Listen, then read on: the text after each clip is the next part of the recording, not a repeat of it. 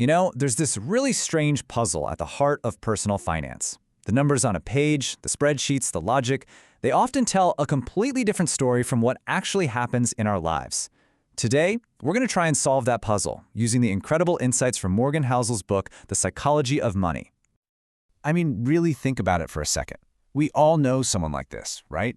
A doctor, an engineer, a lawyer, a genius in their field, but somehow they make one disastrous money decision after another. How is that even possible? But then there's the flip side of the coin.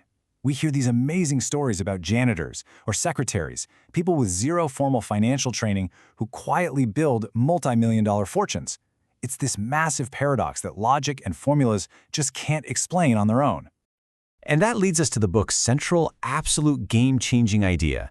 Doing well with money has very little to do with how smart you are and everything to do with how you behave. It's a soft skill, not a hard science. And that's something that's really, really hard to teach, even to the smartest people. So, here's what we're going to break down. We'll look at the great misconception about money, dig into your unique money story, talk about the huge role of chance, explore the difference between getting and staying wealthy, and finally uncover what the ultimate goal of all of this really is. Let's dive in. So the first big idea to wrap your head around is that we tend to treat finance like it's physics, a world with strict rules and absolute laws. But it's not. It's messy. It's full of emotions, ego, fear, and greed. It's one thing to plan on a spreadsheet, but it's something else entirely to watch your life savings drop by 30% in a week and not panic. Your success is all about that behavior. This brings us to what might be the most compassionate and insightful concept in the entire book. No one is crazy. Seriously, the financial choices you make might look totally irrational to me or to anyone else, but they probably make perfect sense when seen through the lens of your unique life experiences. Think about this. It's kind of a mind-blowing fact. Your personal, first-hand experience with money, every single boom, bust, and paycheck you've ever seen, it makes up just this tiny, infinitesimal fraction of all the financial stuff that's ever happened in the history of the world. But here's the kicker.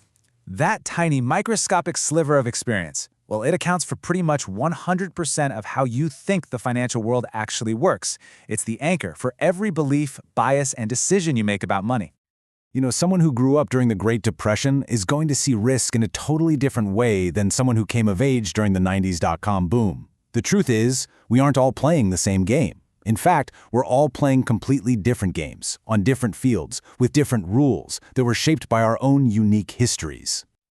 And this leads us to these two huge forces that we constantly underestimate in our own lives, and especially in the lives of others. The invisible twins of luck and its evil cousin, risk. I mean, take Bill Gates. The man is a genius, no question about it. But even he admits he was absurdly lucky. The book points out that he went to one of the only high schools in the world that had a computer back in 1968. That is a 1 in a million head start. That's luck. And you gotta remember, for every Bill Gates, there's an equally brilliant person out there whose potential was just snuffed out by one unlucky event. That's risk. Now, this doesn't mean your hard work is pointless. Not at all.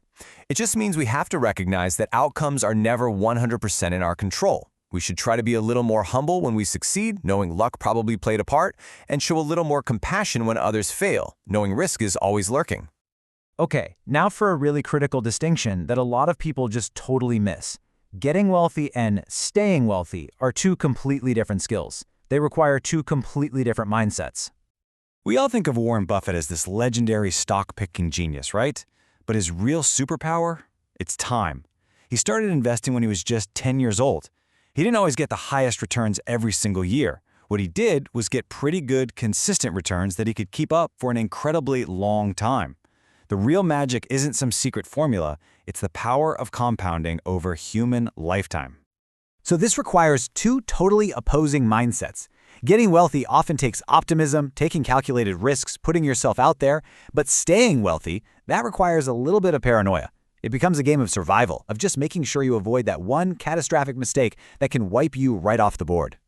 And this leads to a pretty profound redefinition of what wealth even is. See, rich is a current income. It's visible. It's the fancy car, the huge house.